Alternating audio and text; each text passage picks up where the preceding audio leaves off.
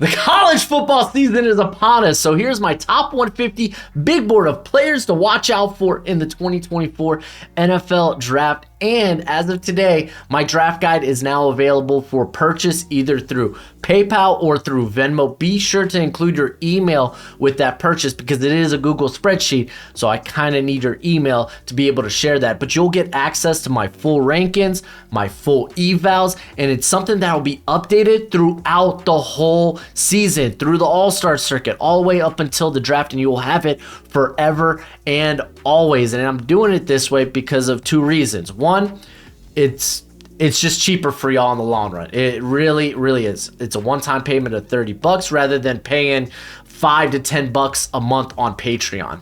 So I like that for y'all. And two, Patreon's not taking their cut from me. So whatever you spend, I put right back into the channel. So if you want to support the channel and be able to get my full evals and takes on these players and prospects, then go ahead, check that out. More on that's in the description. But let's go ahead, get started with this sucker. Starting with 150, we're starting from the bottom.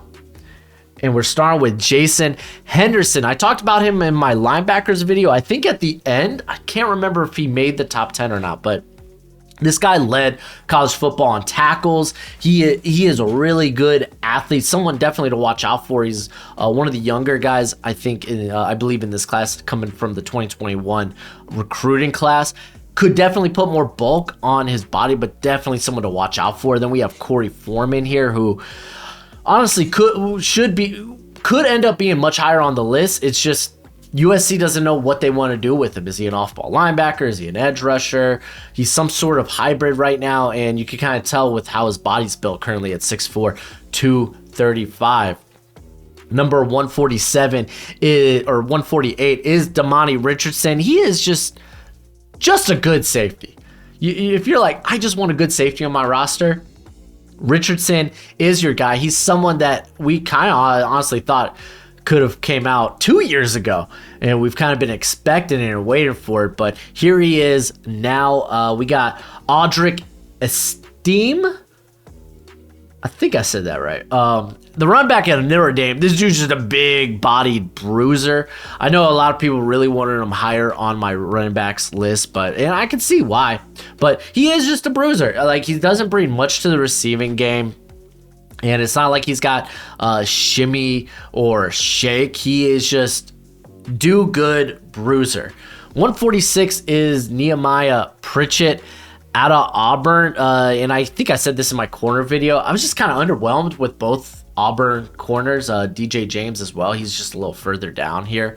But they both just seem kind of mid to me. And they need to put more weight on their frame. And to be fair, Pritchett is the bigger of the two, so that's kind of why he's a little higher for me. At 145, we got Eunice Rakestraw out of Mizzou, and there's actually quite a few Mizzou players here, but I like this cat's build at 6 foot 188. Very good athlete. He's gonna test out like a monster. During spring practices, he was recorded of running a 4.36 40, a 40-inch vert, 10 foot and 4-inch broad. So like the dude's gonna test out like a monster and could be a hot riser when we get into things. I have JJ, let's see, did I put a pronunciation for his last name here? Pedges? I think it's Pedges. Out of Ole Miss. Someone who probably could have came out last year but decided to stick around for his senior year. I really like his build at 6'2", 315. All in all, this interior class is much bigger than last year's. So there's a lot of guys with good size and good power. With PGs here, it's fine power. Like, I don't think he's the most powerful guy in this class. He's actually a former tight end. So he's actually pretty twitched up. Or not twitched up, but he's just a good athlete. He is definitely very quick. I don't want to say twitched up because you're going to go watch a 315 pounder and be like, doesn't seem that twitchy to me. It's like, oh crap, he's 315 pounds. Barian Sorrell, I was someone who was brought up in the Edge video, and I think he's someone, because keep in mind, this guy's coming into the year as a junior or as a third-year player, and there's just still a whole lot of unpolished to his game, on top of just he hasn't seen a ton of snaps yet. This year's kind of will be his first year as a full-time starter. So someone that can be a hot riser. Javon Foster kind of falls in this area. He's going to end up being a 6-year player. Just a very good tackle. I just don't think he is like, I don't think there's a very high ceiling when it comes to Foster. And then Sadeo Toure, I think, was in my wide receivers video. No, he was in my breakout video. Still don't know if he's eligible to play this season yet, but someone with a lot of upside. And if you want to hear more, check out my potential breakout players video. I did it earlier this week. Let's just keep this sucker moving because I don't want this video to be super long. And at 140, I have Omar Spites out of LSU, formerly of Oregon State. He's a solid linebacker. I don't think he's like a high-end athlete, though. He's just do good linebacker. So I think he ended up sneaking into my top 10 linebackers, though. Marshawn Lloyd and Rasheen Ali are both very good running back prospects. I'm kind of leaning Lloyd a little bit just because I love that compact build a little bit more, and I just think he's super twitched up. To be fair, so is like Ali is really good athlete as well. But I can't wait to see both of them this season. More so Ali, who is returning after not playing a lot last year because he was going through some personal stuff, and then Lloyd now transferring from South Carolina to USC is definitely gonna be fun. Zion Nelson, man, I wish Zion Nelson, I've been waiting for the breakout year. Like, don't get me wrong, it's not like he's been bad, but he's been solid. Just last year was kind of banged up. I remember going back to the 2022 draft that prior, like the season prior to that draft, I was like, man, Charles Cross or Zion Nelson, one of those two guys are gonna break out because they are really good athletes. It ended up being Cross, so I'm hoping for better things for Nelson this season because I'm also a Hurricanes fan. Cameron Ward, I did kind of shuffle around a little bit of my QB rankings, but Cameron Ward is just, I don't think he's playing in a system that's very translatable to the NFL, and it might hurt him, but there's definitely some upside when it comes to him. At 135, we got Tate Ratledge out of Georgia. Georgia's offensive line is just exceptionally good, and he happens to be one of the players there, but I do get more of a maybe late day 2, early day 3 feel from him. I got Jalen Carlisle out of Mizzou. This dude's just built different, man. Coming in at 6'3", 219, and he is such a smooth athlete. Someone I think could definitely rise. The safety class, low key, there are some players that are just like, oh, this could end up being a really girthy safety class. Cade Stover, some people are higher on him than I am. And you know what? I mean, to be fair, when he arrived at Ohio State, he converted to a tight end after being, I think, he was a defensive player. Yeah, he was a defensive lineman, also played linebacker and running back. But he moved to the tight end position, and you could kind of tell he's still putting it together, but he plays with that physicality you want to see. I just want to see more natural ball skills from him. Dwayne Carter is out of Duke, is just twitched up interior player. You are going to worry about his anchor a little bit, so I don't know if he'll be, I don't know if he'll get into that day 2 range, but the dude's been exceptionally explosive. And I'll probably say this later in the video, but like power when it comes to the defensive interior position is something in the past I kind of took for granted. Like I like flashy guys. Who doesn't? Like, I'm a sucker for a great athlete, but man, if you don't have that power, you're gonna have a hard time surviving in the NFL. That's something Brett Coleman, because I watch a lot of his stuff in terms of how he evaluates the line. Like power on contact is a big thing, and that's something Carter that I'm like, It's not bad, but it's not ideal. And let me get the pronunciation for 131 here. As we have Talisa Fuaga out of Oregon State. Alex from Hail Mary Sports loves this tackle. He thinks he's got great build, and he moves a hella good for a 230-pounder. So, and I think he's solid too. I just think we're in a really good tackle class. As we're going to talk about some good ones. All right, moving on to 130.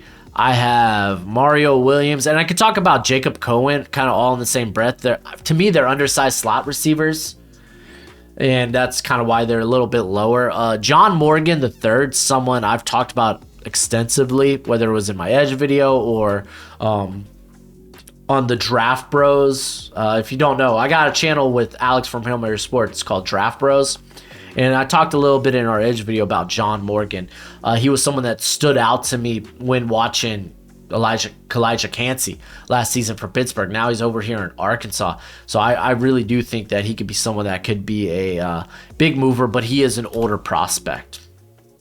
Danny Stutzman out of Oklahoma. I talked about him in my linebacker video, and he's just someone who... golly, man, he doesn't play powerful, but he's a really good athlete. We got Devin Neal here out of Kansas, the running back. This was a dude that actually played baseball for Kansas too. That was kind of wild to me, but he could be a bit of a riser. Like he's more of a short area quicks guy, and the long speed's not great, but again, at the run back position, it really doesn't have to be. And he's someone that needs to work on what he can do as a pass catcher. It just wasn't really utilized in that regard. So now he's sharing the backfield there with Tashawn Ward, who's coming over from Florida State. So I'm kind of curious what his workload will look like.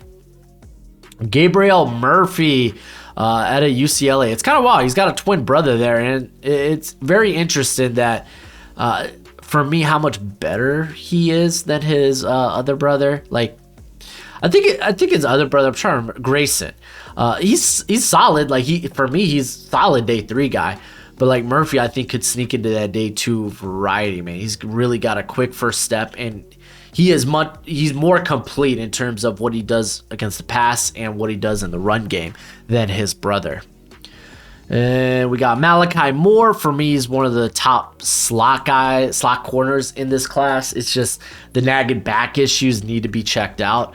Tyler Guyton was also in my breakout video, a guy that I got to just last week because I saw him on Dane Brugler's list. So I was like, hey, if Dane Brugler likes him, I need to go check him out. And I could see what the fuss is about him, that he could end up being a riser now as a full-time starter for Oklahoma. Josh Newton out of TCU. Someone who I'm just like, I don't know if he's a great athlete, but he's a very physical corner. And I do like that, and I do appreciate that. Connor Colby out of Iowa got kind of a raw deal last season because he made starts at tackle, and to be fair, he's probably a guard at the NFL. When he played guard last year, he was really good. When he played tackle, he was a hot mess. Like, he's very fundamentally sound. It's just I don't think he's a good enough athlete or maybe not necessarily not. I think he's a solid enough athlete to play tackle. It's just I think he's just not powerful enough to hold up to maybe more power rushers, and you'd be like, okay, well, how's that going to work on the interior?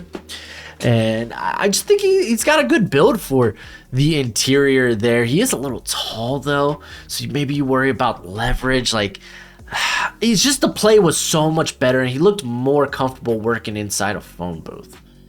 All right, on to 120. I have A.D. Mitchell, another one that a lot of people kind of have as a potentially hot riser. But for me, I just need to see the production first. Last year, he looked really good when he returned in the playoffs. So let's see what he does for Texas. Samal Mondon out of Georgia. And it was kind of wild to me that Dane Brugler had him as the higher linebacker opposed to Jamon Dumas Johnson. Because I get it. Like, Mondin is like an incredible athlete. But man, oh man, oh man, oh man. I don't think he is there yet in terms of being a, like, I don't think he's more of this athlete playing linebacker. And I kind of hate saying that. He is undersized. I don't think he holds up well to the run just yet. But, like, there's a lot of potential there, I think, with him. Julian Pearl coming in here out of Illinois, making the list. I think he was number 10 on my tackles list. Older prospect, but really good length, really good movement skills. Braverin span for the tight end out of Minnesota is large. Like, the dude is large. 6'7", 270. He's kind of a value brand to an extent. Darnell Washington. 116, Jalen Catalon. This dude could easily be a top 50 prospect. It's just injuries are a huge red flag with him, and it's hard to be able to trust that. He had the ACL injury his senior year of high school. He suffered a torn labrum in his freshman year. In 2020, he played through the season, but he needed meniscus surgery prior to the year. In 2021, his season was cut short because of a broken hand and a shoulder injury. In 2022, he injured his shoulder and had to undergo reconstructive surgery on that shoulder. So it's like, just the injury red flags are just too tough to ignore. And then I have Princely Umung Iling. Nailed it. Out of Florida. He's kind of someone we're waiting to see the breakout year from. So hopefully that's it. That this year is that for him. CJ Dupree, moving from Maryland to Alabama. He's got a really good frame, but also I think he's a really good straight line player. So someone that could end up being a riser, depending on what he does for Alabama this year. Cole Bishop, man, I really liked him out of Utah. He was a former 3-star guy, and like, he might just end up being, though, a box safety, and that's kind of why he ends up like lower on my list. Like, I love the violent tackling style, and just, he's super aggressive. Did lead to a bunch of missed tackles, 17.7% last season. But dude is just such a smooth mover, and I think he covers that underneath exceptionally well. Zion Toi Piloto Fetty. Oh, this was my dude. He's gonna be an older prospect, and that ACL injury really screwed him. As if you don't know, he had a really good stint in the shortened 2020 season, and then he tore his ACL during spring practices entering the 2021 season. And when he returned, he was kind of kept on a pitch count. And then last season, he was more so in the rotation, but he was very effective. And keep in mind, man, there were a lot of good pass rushers at Washington last year, and there still are. So I'm kind of hoping that he gets a little more shine this year, and he's able to kind of recoup that stock. He just plays exceptionally strong. And then Mason McCormick was someone I was also a little later to in the list, after Dane Brugler talking about some of these South Dakota State prospects. I checked out him. I checked out Greensfield, who I didn't like that much. I still need to watch the running back there, Isaiah Davis, which I plan on getting to like 10 more running backs before the season actually starts, because there's some guys I really want to check out. But Mason McCormick, man, I think he can be a bit more flexible. Like, he plays a little bit tall, but like, he's got really good power and really solid movement skills. So definitely someone to watch out for potentially in the all-star circuit. Moving on to 110. I have, is that Will Shipley? That is Will Shipley. I talked about him in my running back video. He just feels like probably one of the best scat backs in this class. Yeah, like, I don't know. I think he's a little lean for the position. Fumbles were kind of a concern for him, but I think in terms of what he could do as a pass catcher is exceptionally good. Christian Haynes. I talked about him a ton last season, and then he decided to return out of Connecticut. He's going to be a really good guard prospect, and I think he's going to fall in that 3rd round area. Jalen McMillan, I think, ends up being a vertical slot option. Really good speed. I think, do I have like a time for him? No, but I think he's been reported to be running potentially a like a sub 4.4. So definitely someone to watch out for. Cedric Johnson is another player in this edge class that I think is going to emerge. He's been exceptionally solid the last 2 seasons, and I think it's about time that he gets his shine because he is just stupid strong, and he's got good athleticism to him. Then Terrence Ferguson is kind of up there with CJ Dupree as a tight end that can emerge out of this class. Good size, and he's shown to be a good athlete for the position. He's got sure hands, so like maybe someone that can emerge and help their stock out this season. I talked about in my corner video both about Nate Higgins and Kobe Bryant at the corner position, as those are guys that I think have 1st round potential, but I want to see more from them. So we'll kind of see that. Like obviously Kobe Bryant has more starts under his belt, but he's thin, and I really want him to put on weight. But golly, he's so dynamic. And Nate Wiggins was someone who really emerged after kind of early being in the doghouse early for Dabo Swinney. Javion Cohen going to Miami, former Alabama guard. He's really sturdy, really good. Big thing with me though is I think his hands could be more active, and I also think he just overextends, turns into a bit of a lunger in the run game. All right, we got Ladd McConkey, who I talked about in my wide receiver video. That's why he was a big reason why I had to list 15, because I really wanted to talk about him. Because when I watched, I was like, wide receiver. He's probably going to be a slot only guy who is technically sound, but who's an okay athlete. But no, this dude's a legitimately fast athlete. In high school, he ran a 4.56. I'm expecting that to be in the 4.4 somewhere. And he was a legit vertical threat, someone who could actually create after the catch. Very solid hands. His hands get in trouble though deep.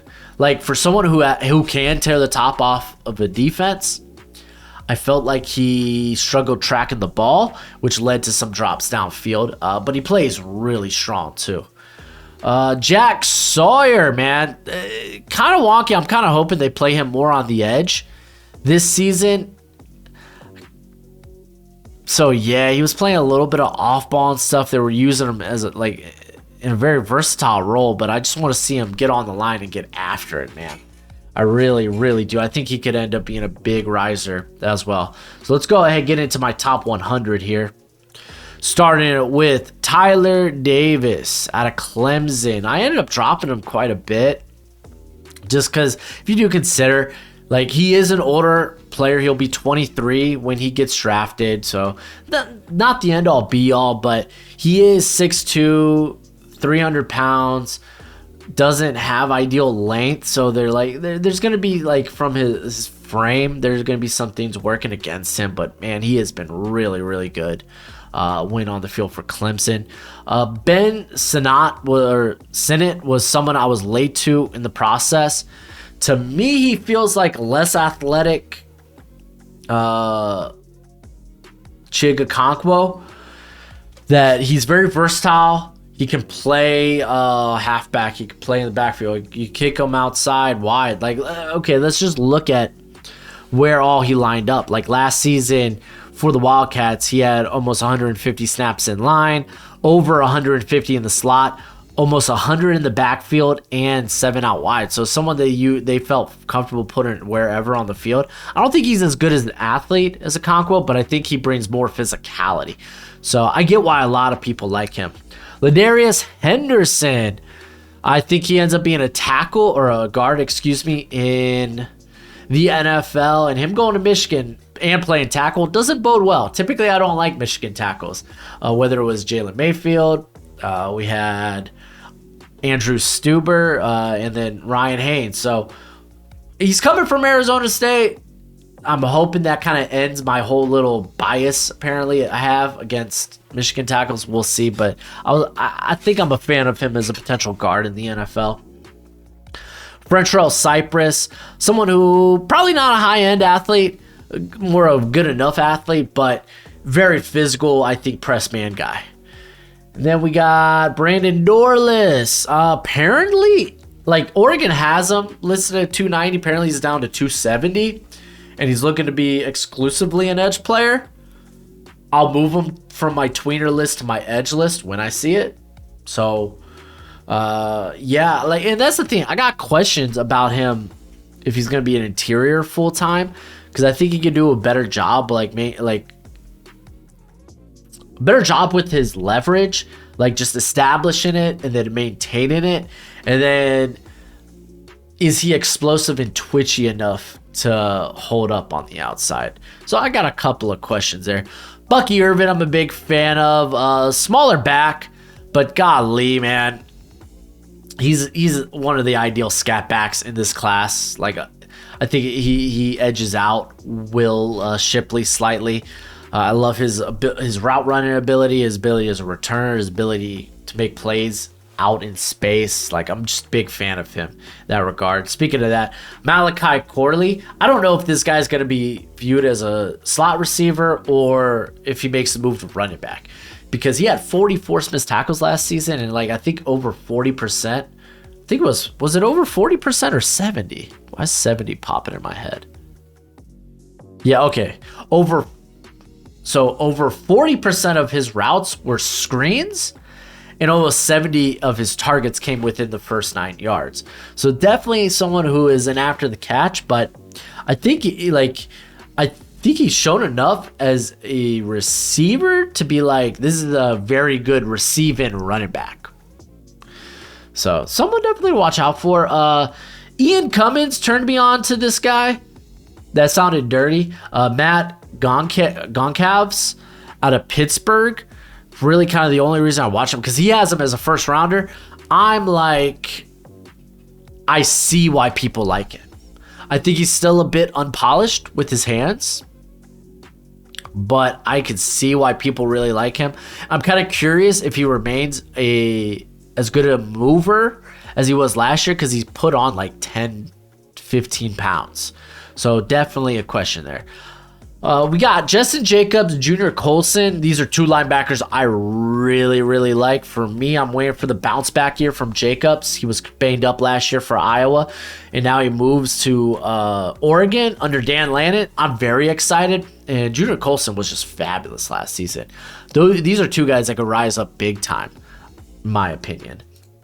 All right, at 90, I have Jonah Mohim out of USC. Don't know if he ends up being a tackle or a guard, because, I mean, he's got the ideal traits to be a tackle.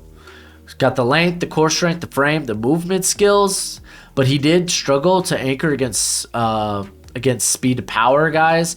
Led to a lot of penalties, and I still think he's kind of a work in progress from a pass protection standpoint, but I get why a lot of people like him.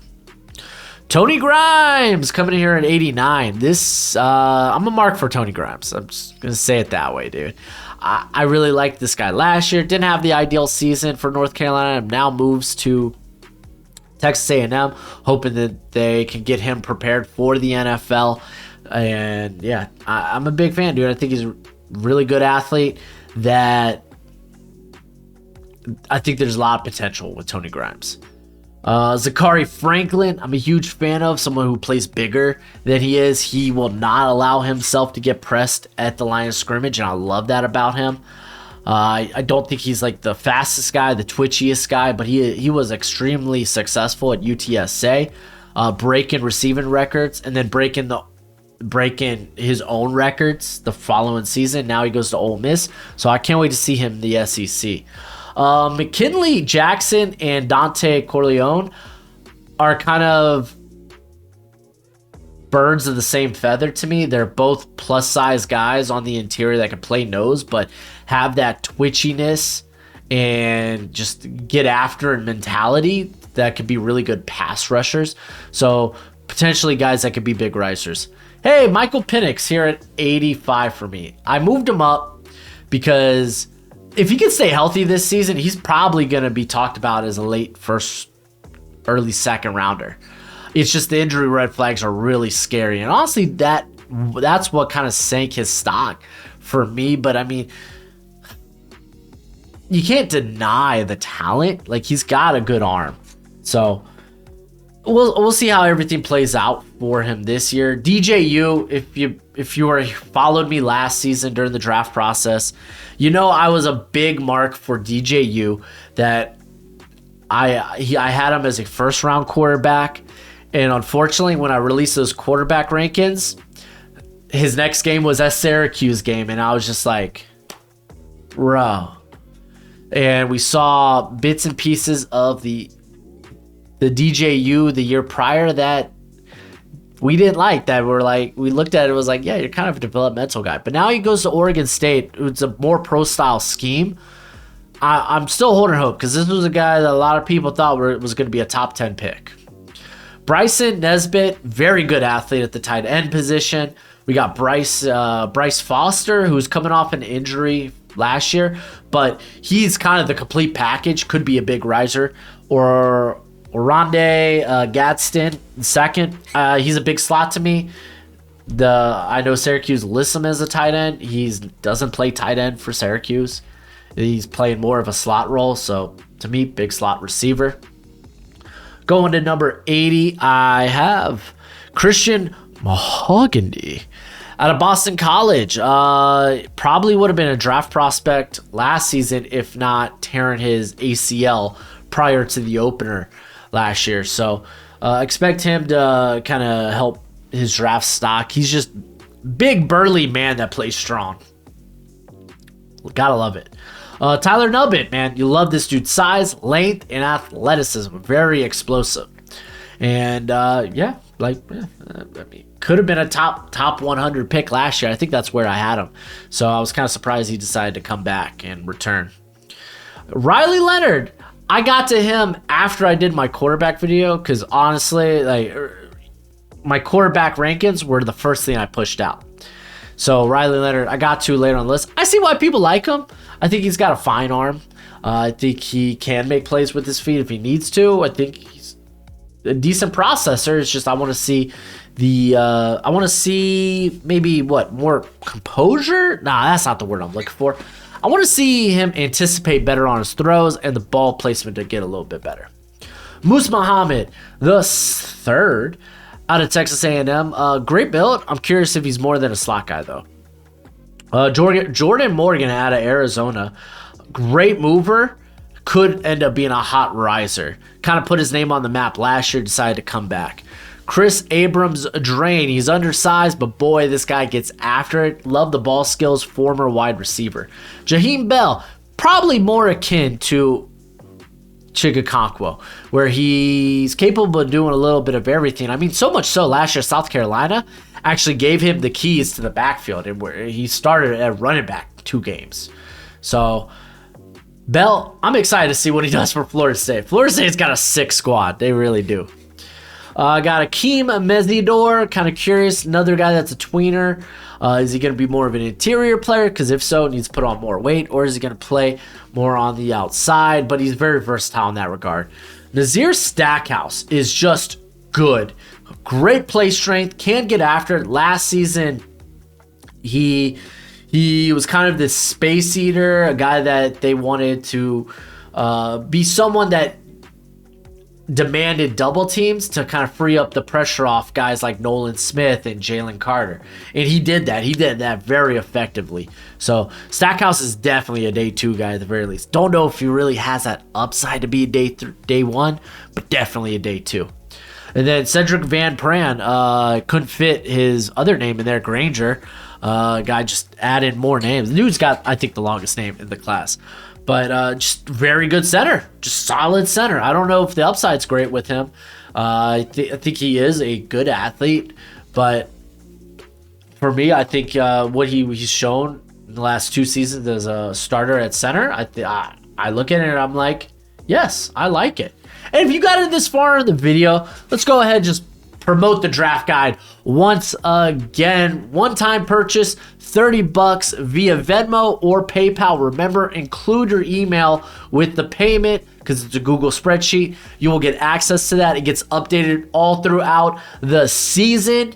So if you're interested in that, it's a great way to support the channel, and you get my full evals through that. I have over 300 guys currently evaluated preseason.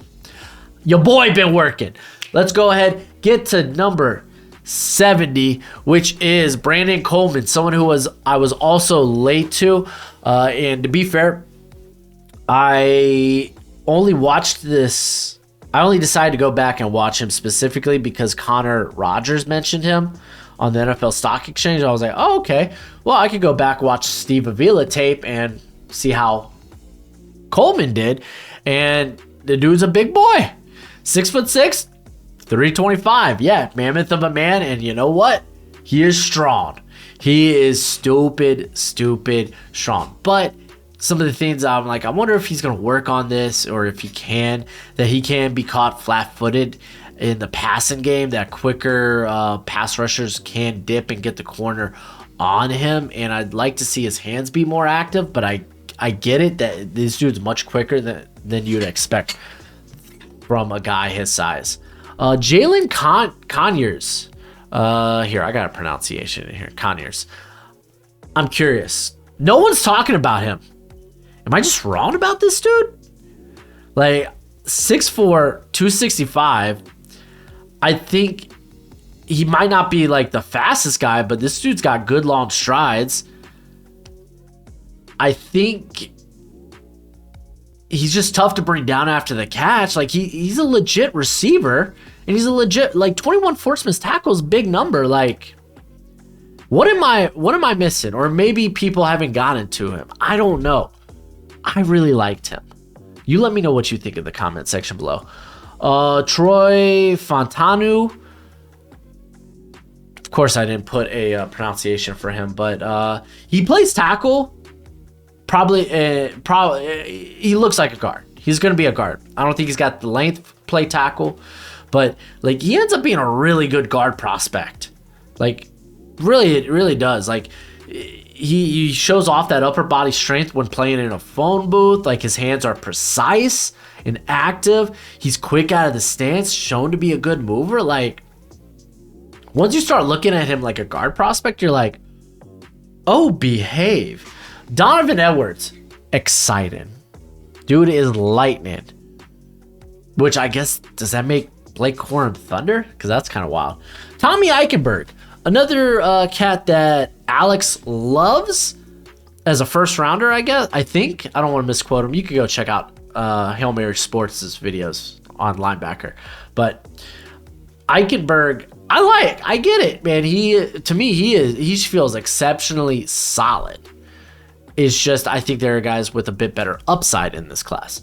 Rod Moore, big fan of. He feels like less fast Daxton Hill to me. Kamari Lassiter, going to be in year 2 as a full-time starter, and I want to see more ball skills from. Zach Zentner, solid. Just solid. And that makes you a day 2 guy. Like, I don't think he's like crazy good athlete, but I just think I just think anytime you saw him, he was winning. Like, he just understands the positions. He shows really good awareness of his surroundings. Like, you just watch him and you're like, oh, this is a guy that's ready to start day 1 in the NFL.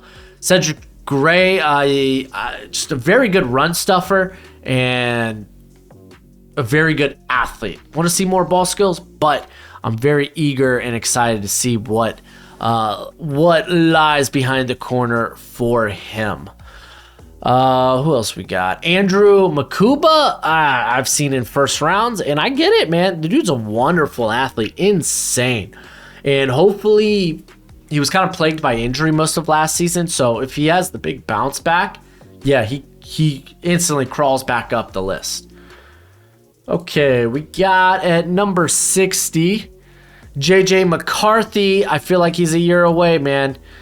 I really do. We'll see how it goes this year, but I get why people like him. But man, we gotta see him develop as a passer and just a processor.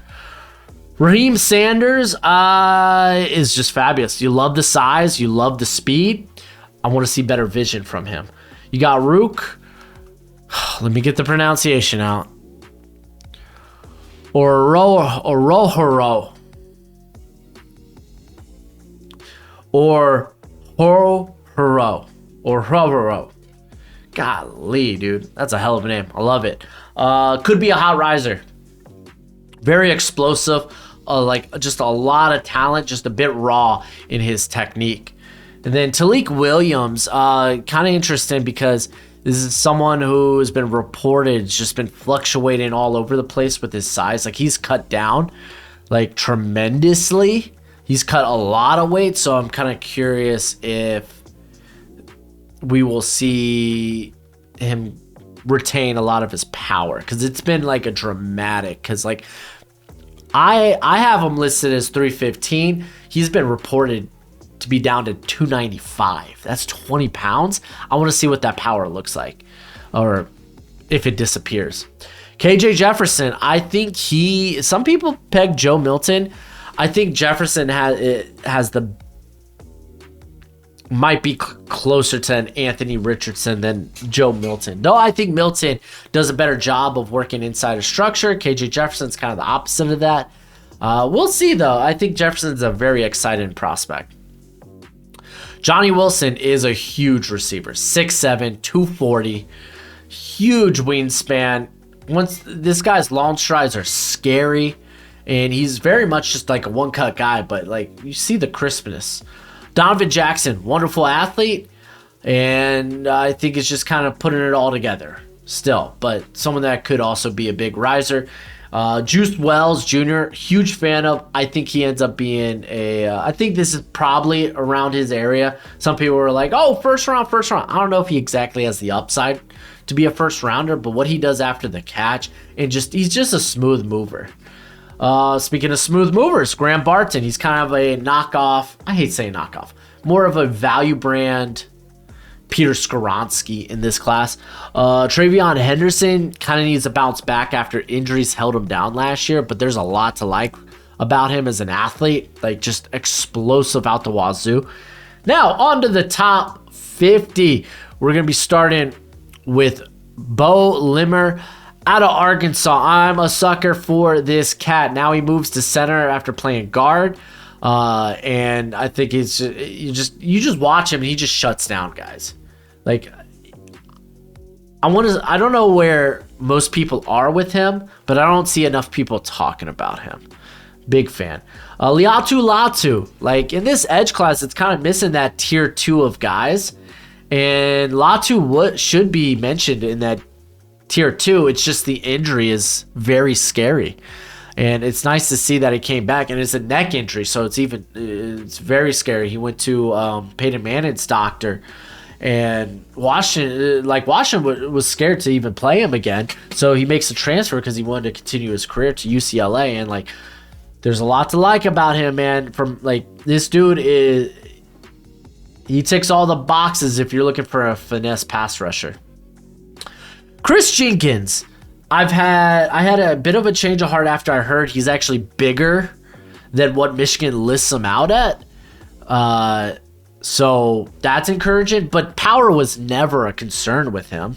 It really wasn't. I mean, his dad was a big boy back in the day, Chris Jenkins, but who would have thought? Yeah, this guy is very technically sound, and he brings a lot of power. I just wanted to get him. For one, I just wanted him to get to like maybe in that 300 range. I hear that he's close. So, and two, need to see him be a better pass rusher. Need to see it. Only I think it was like, what was he 11% last season as a pass rusher?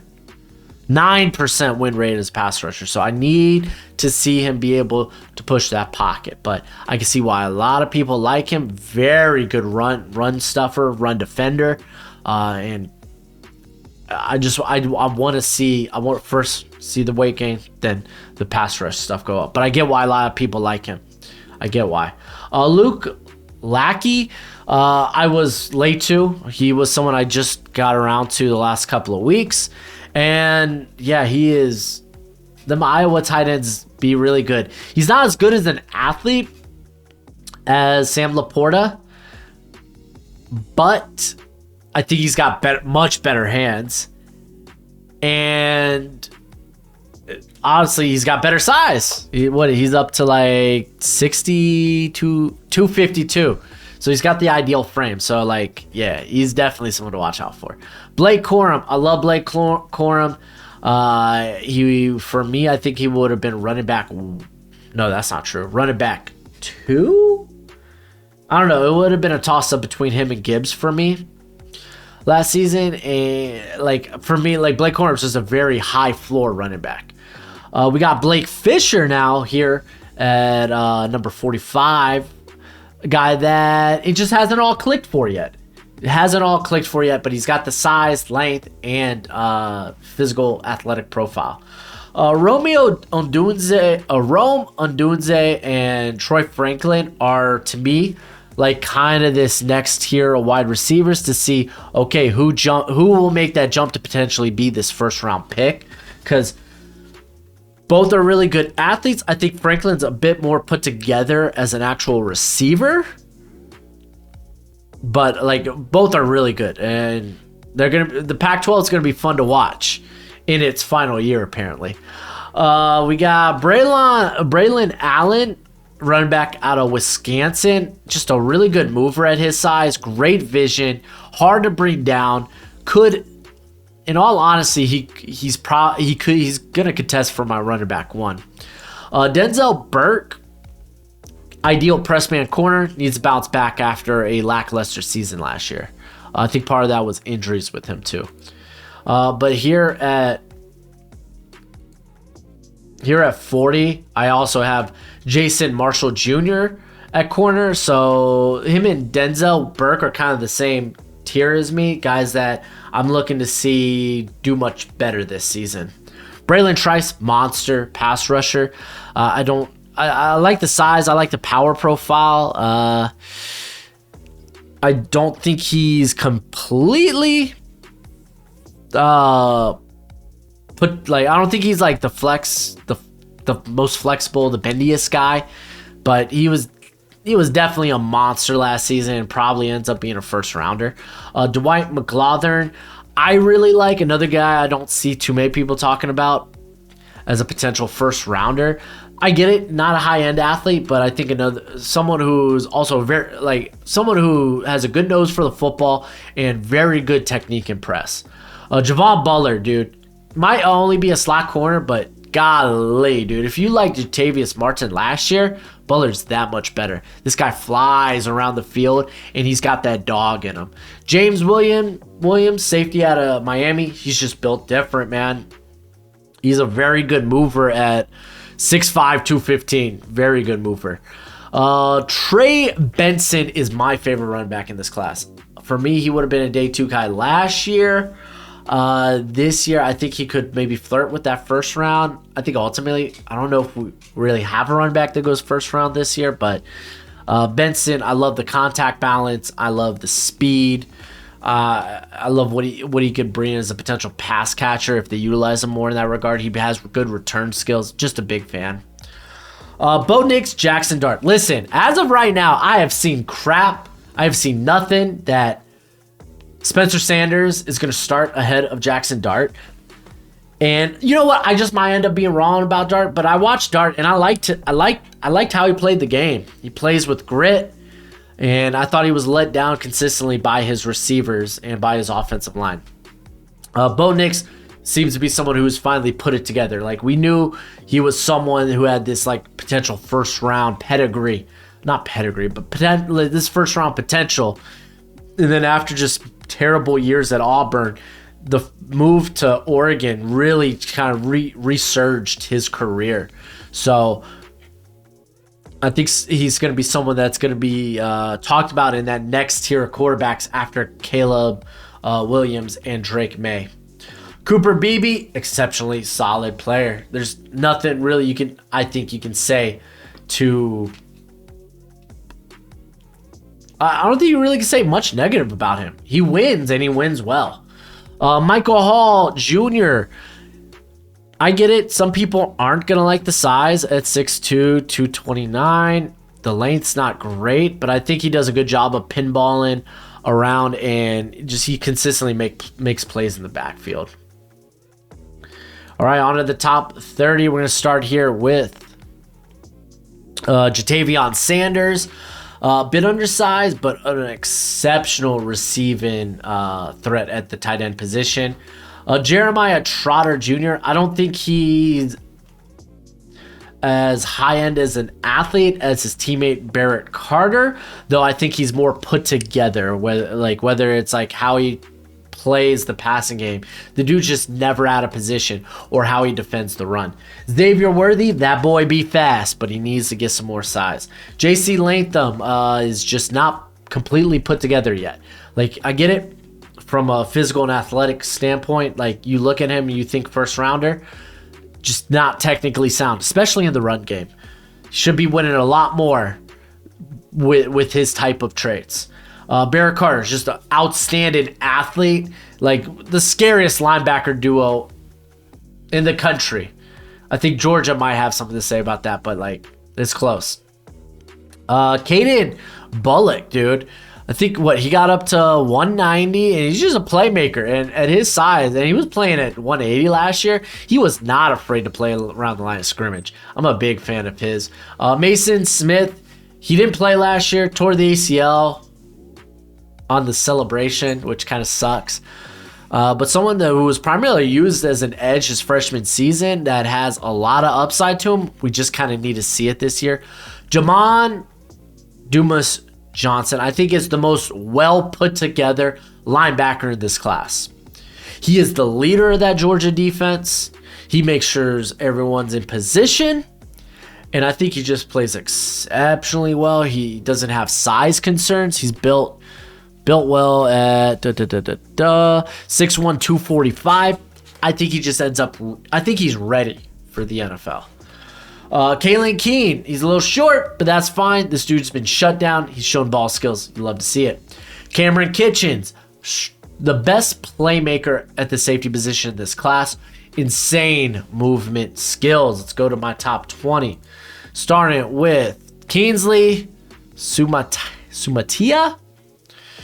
Got to get a pronunciation for that, but I think this dude I think he's a good athlete, plays with a good pad level, good length, and I think he's going to end up being a hot riser. Formerly of Oregon, former 5-star, decided to move to transfer to BYU to be closer to home. But the dude, I think, has elite traits. He just needs polish overall.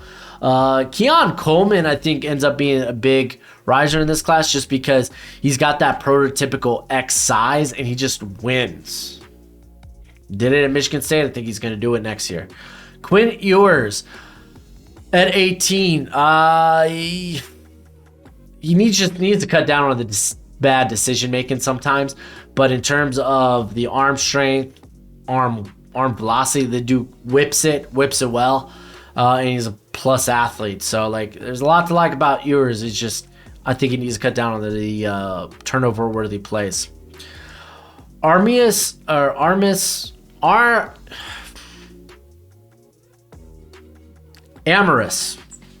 There we go. Mims, I think, ends up being a top 10 pick.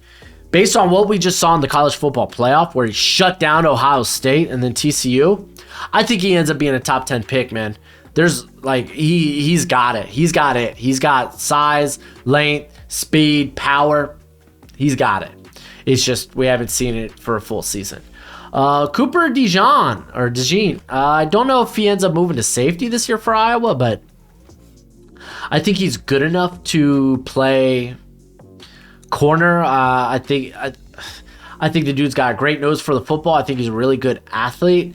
I think my biggest gripe, I think, with him was just he stands tall in his back pedal and takes away from what he can do downhill or if he needs to run with receivers. We got Jazuron Johnny Newton. There we go. I'm just going to call him Johnny Newton. Fabulous, dude. I love, dude's a great penetrator, gets after it, plays with his hair on fire. He's got the Predator look with the dreads. I love it. Dallas Turner and Chop Robinson, I'm going to actually put in one category. Chop Robinson, I want to see the anchor get better, but I think he could be a big riser. I love the twitch. Speaking of twitch, you talk about someone with an elite first step. You got Dallas Turner. I just like the play strength is kind of fine with him. He just needs to put on more size because there are times where he does get like held up by tight ends. So it's like Jared Verse is fabulous. He's one of my favorite players in this class. He would have been a top 10 pick for me last year. And for me, he kind of flirts with it. He was a guy that I called my shot on. After transferring from Albany, I saw him in spring practices for Florida State, and I was like, I think this guy could be a top 50. Lo and behold, he was in my top 15 last season, decided to return, and I think he probably rises even from that. There's just the guys that I think with their projection, I'm kind of projecting them to kind of like hit their high upside, so that's why I kind of got a few guys higher there. Leonard Taylor, dude, is actually one of those guys. He didn't get a ton of snaps last season, and I think next year full-time starter for Miami. And he looks like a linebacker playing like defensive interior. Like he is quick, he is fast. How he moves, he hits with violence. I just want to see more of it, and I think we will. I think he's going to end up being a blue chipper in this class. He's got that potential. And before we get to my top 10, just another quick shout out to my draft guide. It's now available for purchase either on PayPal or on Venmo. Remember, when you send that payment, include your email because it is a Google spreadsheet, but you will get my full prospect rankings and evals, and it's something I update throughout the whole year. You will have it now, forever. Love it. It's a great way to support the channel, and you get a good product with it. On to the top 10, we got JT Tuimoloau. I'm just projecting that this guy hits his upside. Yeah, is it a projection on my part? Totally. I'm just projecting that he hits it. I really, really am. I get it. In terms of counters and pass rush moves, it's not there yet, but I think he's got that ability. Malik Neighbors and Emeka Ibuka are kind of like very similar to me. You got Ibuka, much better and smoother route runner, but Neighbors just way better after the catch, and I kind of weigh the after the catch a little bit higher than route running, so that's why Neighbors kind of edges them out for me. And then 7 up are all blue chip prospects to me. Kool-Aid McKinstry. This dude's got legit ball skills. I love what he does as an athlete. He is the top corner in this class. I don't think it's that close. Brock Bowers.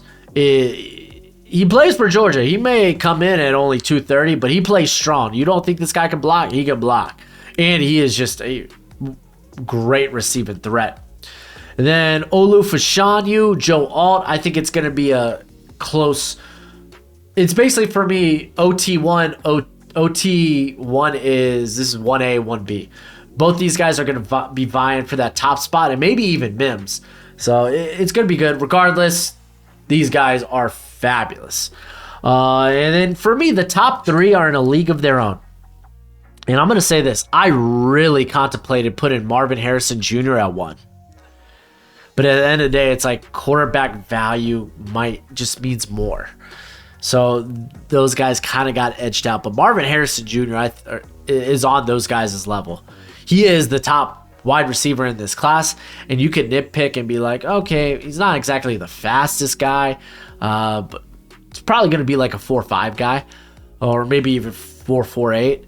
And he doesn't really create after the catch, but like he's a great route runner, and he dominates in single coverage. He was unstoppable. You need to throw more than one guy on here if you're going to feel good. Caleb Williams, for me, edges out Drake May. I get why a lot of people love Drake May. I think for me, I want to see some of those. Because, like, I said this when I was watching his tape, that I was like, his adjusted completion percentage is actually pretty good, but you watch the tape and there's a lot of easy misses. It really is. So I want to see him kind of like neutralize a little bit of that. And then Caleb Williams for me is just special. I really do. Like the way he can improvise or even work inside a structure. Like he doesn't just like he can maneuver the pocket. He doesn't just bail from the pocket. And I think he's got a huge arm. Wouldn't mind to see him throw with more touch, but again, kind of being a stickler there. But there's my top 150. It's going to be a fun college football season, a fun NFL season, and it's going to be one hell of a draft season. So strap up. That sounded dirty. It is what it is. But until next time, you be easy, my friends. Later.